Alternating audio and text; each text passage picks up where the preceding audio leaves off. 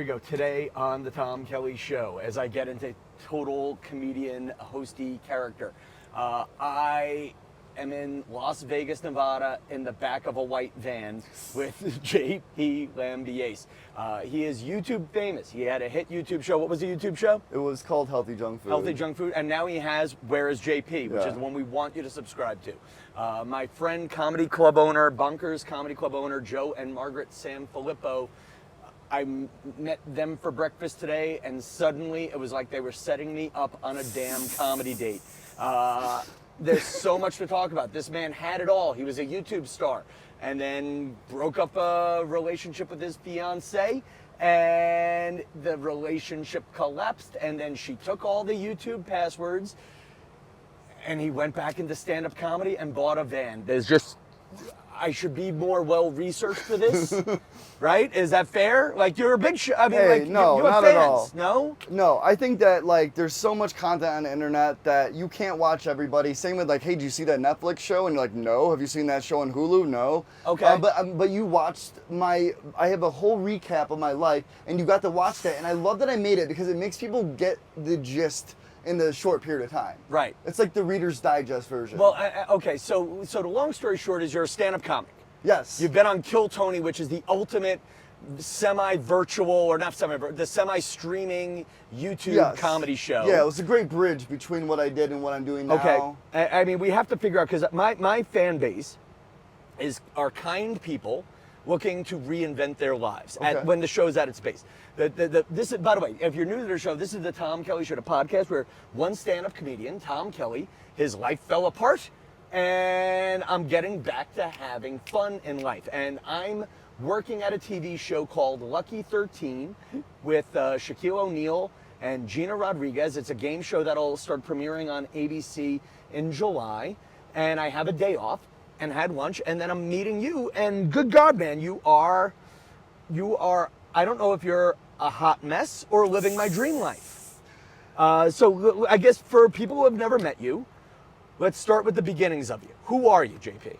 I'm a South Korean, adopted into an Italian family when I was a month old. So I just have Italian parents, and that's You were raised by, so you're South Korean, raised by Italians where?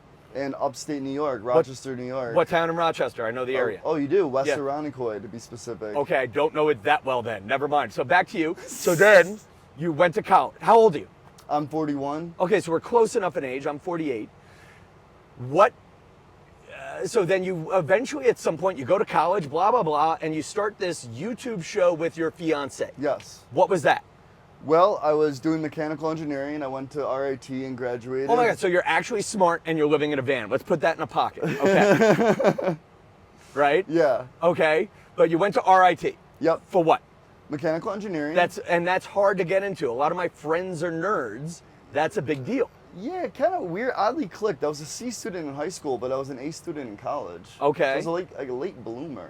Okay, so you become an ME. Did you pursue engineering? Yep, I did that for 10 years. I worked aerospace engineering, process engineering, electrical mechanical engineering, and during that whole time, I grew a division that was self-sustaining. I was bored at work, and while I was at work, I was pursuing the YouTube cooking channel that me and my girlfriend were doing at the time. I was just cooking recipes and just making copycats of junk food like Big Macs and Crunchwrap Supremes, and I was just making all my favorite fast food at home.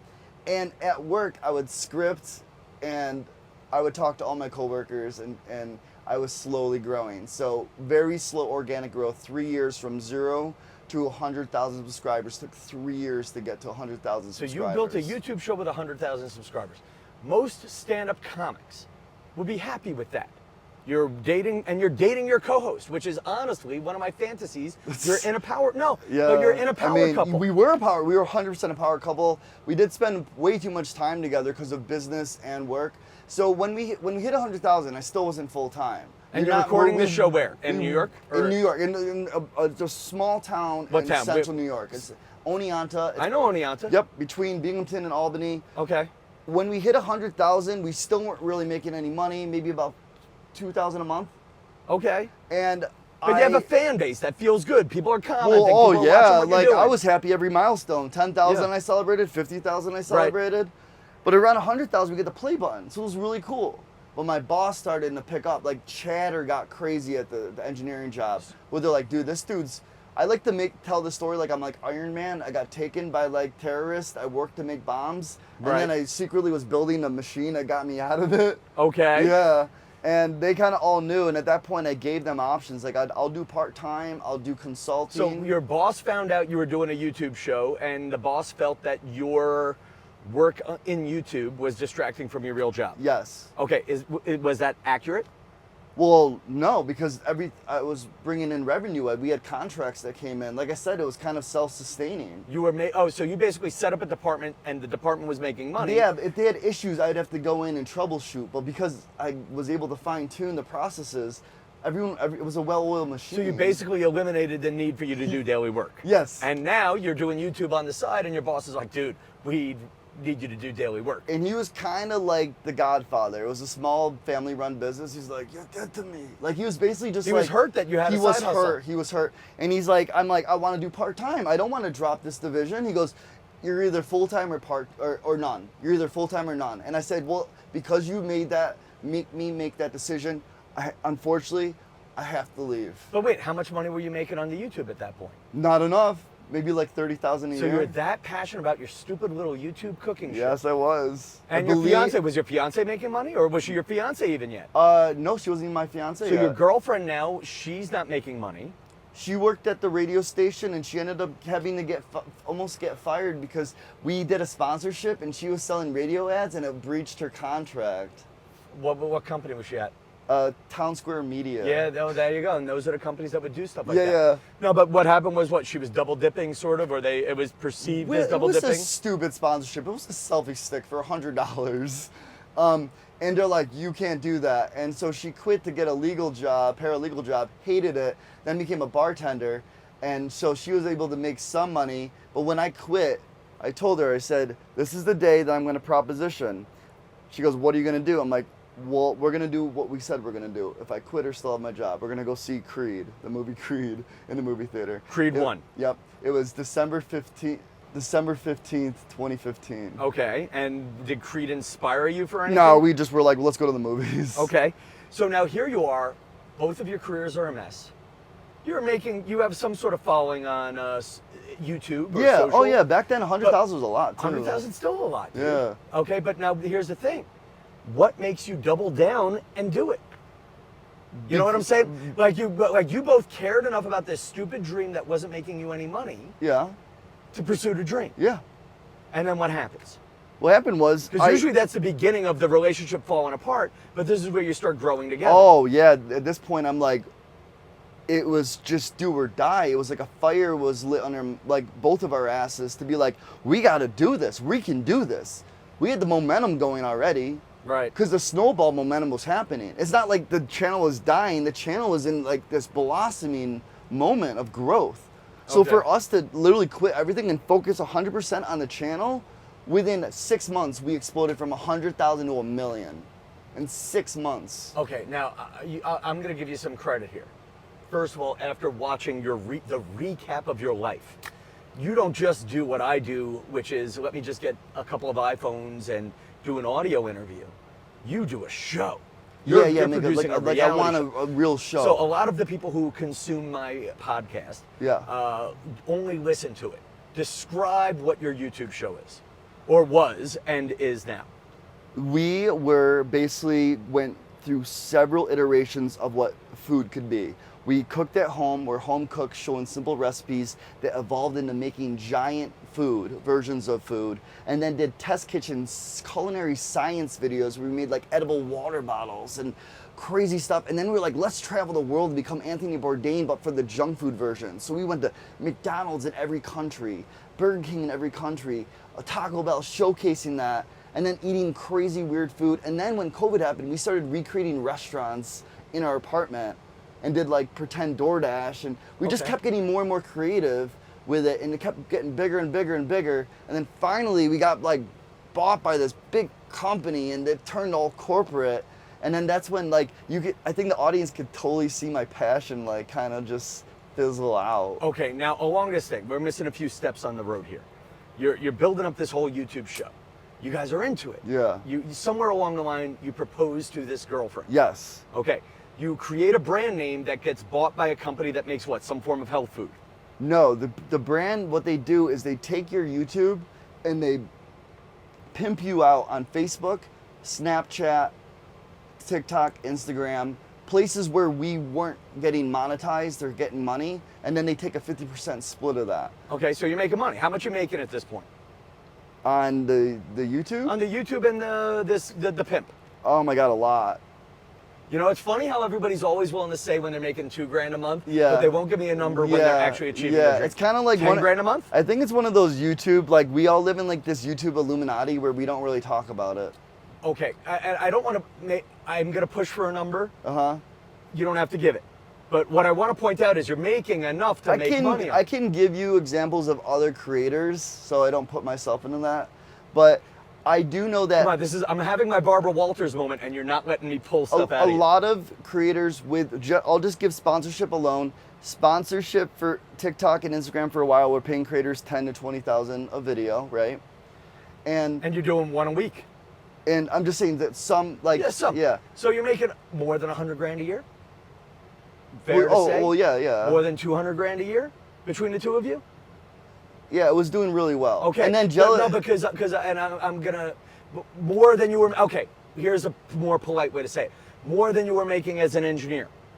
Incredible amount more than engineering. And more than she was making at the radio station, because I know radio numbers are awful. Fair? Fair. You've achieved a effing dream. We were living the dream. Like we had her, and I knew that it wouldn't be a long career path. So I'm very good with investment. So I invested everything and maxed out 401k, a thing called a SEP IRA, which lets you do 25% of your entire income invested, life insurance accounts that are another way to write off taxes. And then I would max out, obviously, HSA. Because you were incorporated, and that's how you did all this. Yeah, okay. S Corp. Yeah. And then I also invested in the market and did really well in the market. So you're not only editing videos, you're also watching the market. I don't want to say we're day trading. Is that a fair number? No, I wouldn't day trade. No. Okay, but more long-term investments. I would do swing. I would swing a little bit. Okay. Are you in Bitcoin and all that stuff? Of course. Okay, fine. Yeah. Now, I don't want to get too into the financials because here I'm at. You guys are now living a dream. Yeah. Where does your life get fucked up?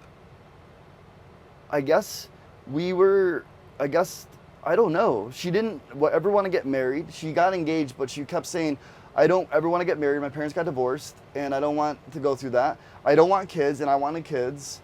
And okay, because it's funny. I'm going to give you some credit as a new friend and a new viewer. Yeah. You paint yourself a little bit like you're the dick. And I mean that maybe that's just because you're nice to your ex. Can I say that in a nice way? Yes? No? Because the sentence you put out is, I broke up with my fiance. No, I didn't. You don't put that out? I didn't break up with her. She broke up with you. She broke up with me and cheated on me. Wow. And she's suing me. Okay. And here you are. You had everything.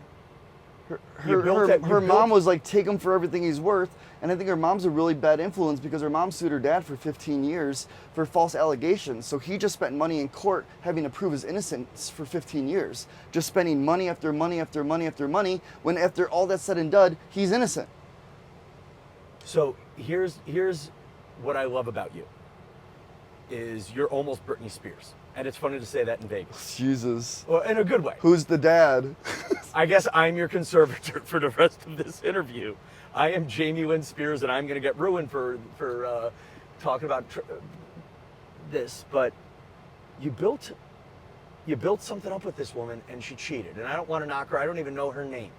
And there's a whole allegation because she's claiming online that I'm spreading lies, but that's why I keep saying, like, it's hearsay.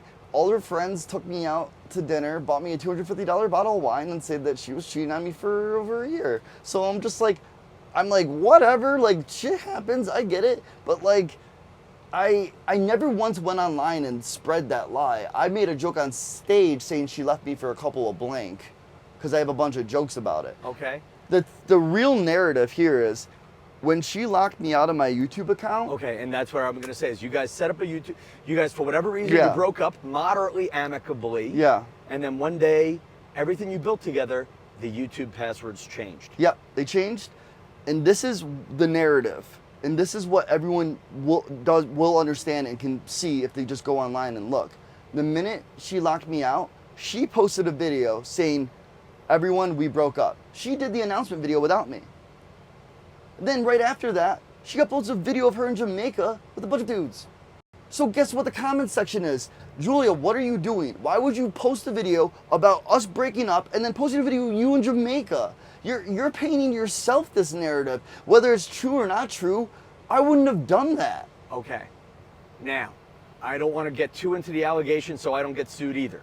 But here you Yeah, are. oh yeah. You know what? No, but I don't. But It here could, we it are. could be it's very touchy subject right now. No. But and this is what I wanted, the emotion. The rebound begins. Yeah, I'm loving this. No, but hang on. But describe the rebound. Because here's the difference between you and I. Yeah. I go through something you just described. I shut down for 6 months. Oh, yeah, not me. What happens? The minute we broke up, I grieved. Well, yeah, I did. I grieved for like a year. But Okay. while I was grieving, I did everything I needed to do. I joined improv classes. I started playing pickleball. I tried finding any hobby I could. I created a podcast with all my boys to come over, and we talked about movies. We'd stream movies together, and we would just talk about them. I made any friend I could to take me out. I learned golf. I just like took up hobbies. And then they actually convinced me to get on dating apps. So once I started getting on the dating apps, that's when I realized, oh, that's when all the chaos happened. What amazes me about spending an hour with you at lunch before we started recording is, without making this about her, I'm impressed with you. You moved in. You took your apartment and moved into a storage unit. And I'm a little confused about the timeline. But you took Yeah. everything you had. You we- weren't poor. You weren't destitute. You had money in the bank. Yeah, And you have a beautiful mother waiting for you in what, Florida or upstate? upstate. Okay. You have a beautiful mom who's sweet. Yeah. And you decide to start vlogging about your comeback. Yes.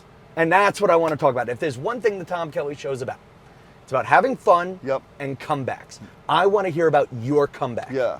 The minute I started to vlog again, I was just kind of just like any creator that first starts out. I was just throwing shit at the wall, you know? Right. I was recording me going to sets, and I'm like, that's getting kind of repetitious. And I'm like, how do I really turn this into something? And I'm like, you know what?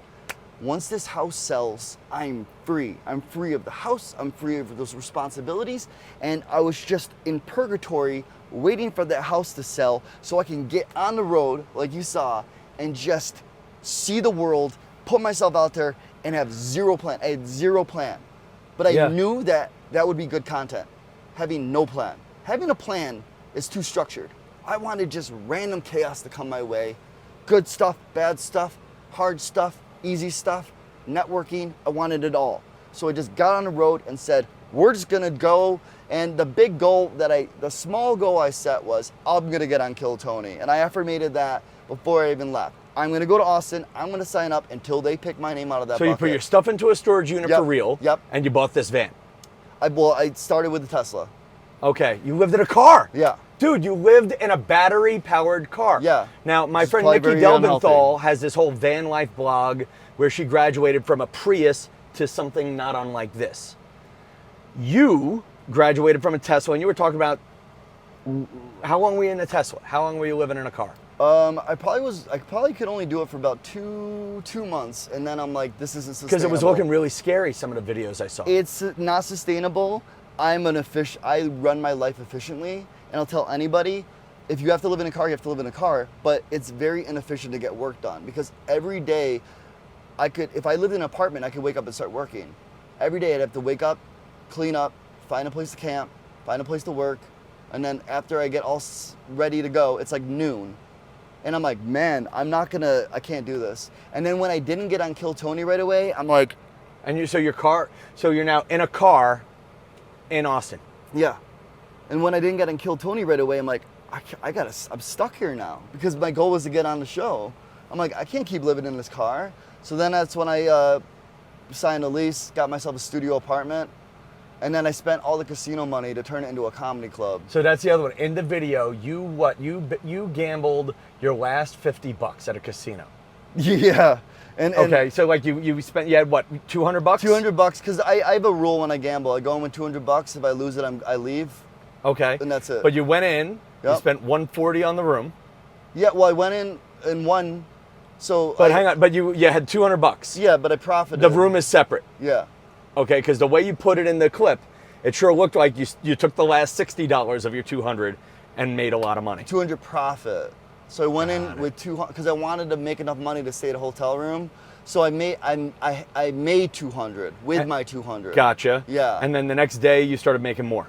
The next day I'm like, I did the math. I'm like, all right, the room was 150, the buffet was 40. I got like $50 left. Let me just go in this random table, Mississippi Stud, and just play. And I did a max bet on it. And all of a sudden I'm sitting there going like, oh my gosh. I go, come on, give me an 8 of hearts, give me 8 of hearts. 8 of hearts comes out. And the dealer goes, what do you have? Because there's one more card away. And at table games, everyone can see your hand, doesn't matter. Right. And he goes, all right, everyone get around. We got 1 card away from a straight flush. And I'm like, oh my gosh. And then he slowly like lets it fall. And it was the one that gave me the straight flush. I had no idea how much money it was going to be, by the way. I didn't know. And how much did you make on that hand? $4,700 on that one hand. Wow. But I ended up leaving with $6,000 because it took about a half an hour to an hour for them to do the taxes and all that stuff. So I was still sitting at the table. So obviously they want me to keep playing. And I'm like, okay, I'll play a couple more. And I did, and I ended up getting a straight and a flush on another hand and giving me another couple $1,000s before I left. And now here you go. You got a big sack of money, and you got a studio apartment in Austin. Yep. You have a car with a bed outside. Yep. What do you do? Once I get the studio apartment, before I got the studio apartment, I literally, because I have an engineering background, I literally made blueprints and sketched out how I'd create this whole comedy club under a budget of $1,500. And you turned a place your mother would love to see you sleep into a place for people to Yeah, perform. but I mean, as a joke, I did sleep in there. What I did was I Murphy'd the bed against the wall behind the stage. Okay. So I basically slept on my stage. Well, that's even more charming. And Yeah. this apartment's in Austin still. Yeah. And how often do you do shows there? When I was doing it once a week. Okay, but you backed off it a bit. Well, when I left, I had to say bye to everybody. Okay, so then so you had so again, when you talk about you are the crazy me, I'm very corporate, accidentally corporate. Or maybe there's a part of me that's just, still pushing for a dream corporate woman. Corporate's dream. fun. It is. Corporate gives you perks and benefits. Here's the thing: when you work for yourself, you have to make your fun. You're not gonna have a Christmas party. You're not gonna have like Bob that you can talk to at the water fountain. So like when you work for yourself, you have to make your own fun, and that's spending your own money to have that fun. Right. Yeah. So that's the catch-22 there. Okay. And now listen, and if we're being blunt, you're rich enough. Not rich enough, but you have enough in the bank right now that I'm very fortunate that I can like kind of bleed cash for a while in order to pursue my dream. That's a beautiful sentence. Yeah.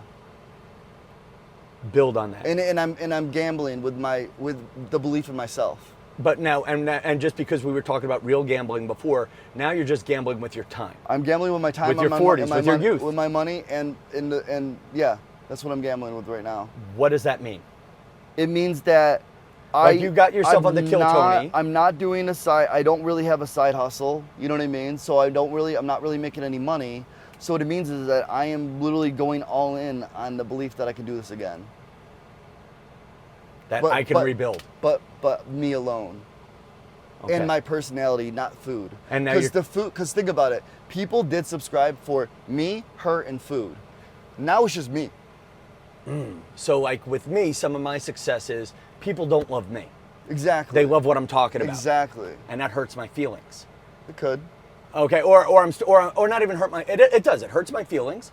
Because you want to be respected for you and what you bring, and I would, like sometimes I'll do a video. Right now I'm regionally Instagram famous. Mm-hmm. If I do a video about a hamburger joint in my hometown, boom, the traffic. People come up to me on the street and say, "Good job, kid. Great to see you." I post a funny stand-up bit. Okay, hi. Yeah. Okay, hi. Yeah. The traffic's whatever. There's less connection though with that if you think about it on a personal level. So this podcast is all about my personal connection. And that's where we're gonna get the big connection. The short story right now is JP is living in a Sprinter van, traveling to places where he can perform, and vlogging about it. Is that a fair one-sentence description of you? Absolutely. Okay. Your life, and again, if this were only a 2-minute podcast, Your life was at one level, for whatever reason it fell apart, you're rebounding and you don't know if it's going to work out. My question for you is, what advice do you give to people who are either building for the first time or rebuilding after experiencing a loss? I think that some people are lost themselves, and if they are, that is the perfect time for them to discover themselves. And that is by not rushing into an endeavor, not rushing into, I need to succeed, because that puts too much pressure and you won't be ready if you don't know. So if you don't really know what you want, figure that out. And then once you do, that'll be whatever you're passionate about, whatever you love, becomes sustainable, because anything else you'll burn out on, because it'll become a job and you'll hate your life. And you'll be bitter because you wanted this, but then you got yourself into something that you don't even like doing. I go, make sure whatever you're doing, that's what you want to do and that's what you love, because you're not gonna achieve it. And if you do, now you're stuck doing it. Like watermelon guy. Watermelon sugar. Hi. I'm just saying, yeah. But I would just say that there's so much to be said about not rushing the process. I think too many people are too quick to get instant gratification. And I'm looking at my trajectory as like a 3 to 5 year thing. I'm not looking at that as like, I need to do it in a year. Okay. And now you did Kill Tony. Yep. I find that show beautiful, and I think they're cruel at times. Yeah. What was your experience on that? Mine was, I was too jittery and nervous because of the lawsuit. I hyped up being on there too much. My minute was 100% solid. Like, it was a great, well-written minute, but the interview, I fell apart and crumbled into pieces. Okay. And that's all on me, not anything that they had to do with it. So here's my question. Now, did that lead to anything for you? Even the up It and down? did, the Yep. Vegas. Okay. That's why I'm here. It's like one really beautiful stepping stone. Wait, what it got you a gig here in Vegas? Yes.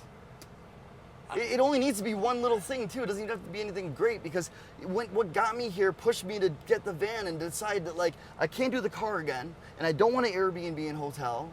So I'm like, I'm going to trade the Tesla, swap it in for the van, and just figure it out. I've never done van life before. I had no idea what I was doing, but I'm like, you know what? There's YouTube. There's people that'll help me. I'm sure that I'm not going to be just screwed. So every campsite I went to, I'd be talking to all the guys, being like, hey, I've never done this before. And they might laugh and even condescend me, but I'm like, I don't care what you think of me. If you can help me out, I'll now learn. Did you have this custom built or no? Nope. Okay. Yeah, you can buy Thor Motor Coach is the company that takes these Dodge Ram chassis and does this stuff to them. Yeah, this is gorgeous. It's so great. So it was ready, set, go. I didn't want to spend time rebuilding like some little thing, because that would stall my journey.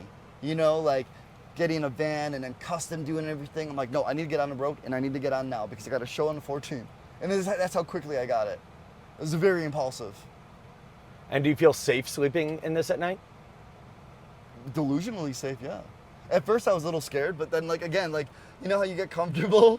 Yeah. I've gotten to the point now where I'm like, I'll park anywhere and be like, and I'm Okay. just like, it could not be safe. But I don't really think, like, you got to think about it. If the roles were reversed and you're walking into a parking lot, would you want to walk up to someone's random van and knock on it? So I've had that. So I used to sleep in my Volvo all the time. Yeah. And I started backing off it after I had a couple people knock. But there was security, right? No, I they're had just dudes? panhandlers. So I get sleepy when I do a long drive sometimes. Yeah, and so you'll pull off to the side. And yeah, crash. I don't want to say narcoleptic, and good God, I hope this doesn't get subpoenaed one day. But whatever it was, when I feel tired, I am comfortable enough to pull over and sleep. Yeah. I had that happen a couple of times on the Connecticut Thruway where on the window, hey, do you got $20? I need money for gas. I'm like, no, you don't. Get the hell out of here. Yeah. Keep going. You know. So, yeah, I don't know. So that part's that would new. be unnerving. I wouldn't. But you know what, man? But also in this, nobody knows if you're really in here or not. No. Whereas a car, the Tesla, I feel a little more scared about. Yeah, there wasn't. I did have the privacy screens and all that stuff, but it was so labor intensive to put that up every night, take it down every morning. Yeah. This one's really easy. I just throw that little shade there and those little guys against the window, and I'm ready to go. And those seats turn around, that really opens up the space. And the fact that you can stand, that's a game changer. So when you're living in a car, you're so claustrophobic. Here, I feel like this is actually kind of the size of a Tokyo hotel room. Well, that's a whole other animal. My friend, I've learned when Joe and Margaret set us up on our friend date. No, time well spent, man. Time well spent. Absolutely. What else are we gonna do here? We might as well freaking. So how about this? Maybe we'll do something again down the road. Yeah, 100%. Tell everybody, whichever camera is still your camera. Yeah. Tell them where we can find you. All right, you guys can find me on YouTube at Where's JP, and then most of my ads for other social media is JP Laughs. And the reason is because Lambiase, I had to change it. No, it's too much. Too much. Too much. I need to have a stage What's your name. stage name? I don't really have one. JP? JP like share. I like it. No, I'm just saying, it's just, yeah. I love it, JP. JP, thank you. And listen, for me, folks, listen, these are the plugs I should always put in the beginning of a blog. If you're new to the Tom Kelly Show podcast, every week we go back to doing something either really deep or really silly. It's great conversations and comedy here. Show love where love can be shown. Express kindness where you can express it. And with me, if you could show love by hitting like on one of my videos, one of my Instagrams, or something like that, that's all at Tom Kelly Show. And until next time, friends, good night, Las Vegas.